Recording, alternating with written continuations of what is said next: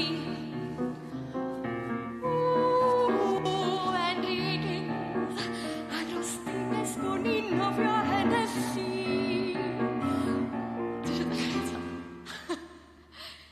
Sorry.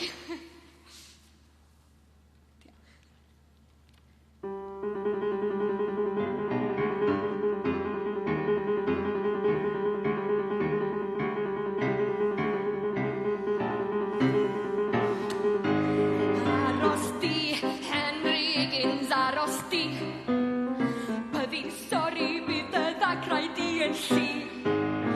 Byddi'n dlawd bydd gen i arian na'i dy helpu tawd y rwdlen aros di.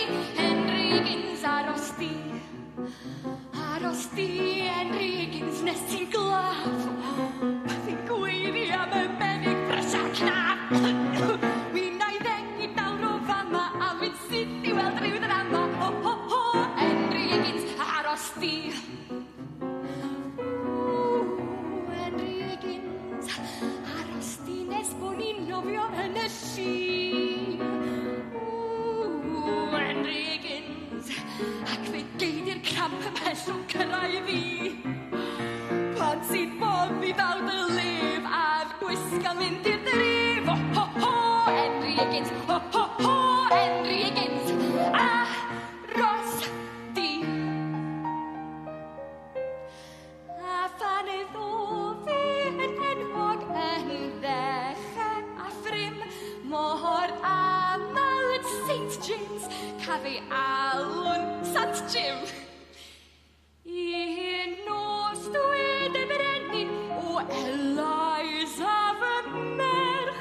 Dwi am i bawb dros lo i gyrfoli yn dy serch. Ie ar yr ugeinfed o fai. Dydd Eliza dwlyd hwn neb llai. Taw y bobl i ddathlu yn dy ogoniant di. A bydd bynnag dy gais mi wnafo i ti. Diolch yn fawr, syr, dywedais yn gwrtais a ddidwrw.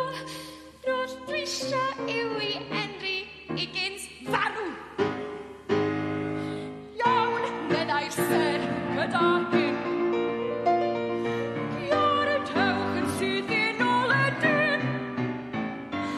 Ceid y fartsio Enrigins at y dranc. Gweud ar brenin wrth Eliza cosmos sionc. Wrth i'r gynnau gael ei tsatio. Gweud a barod, nelwch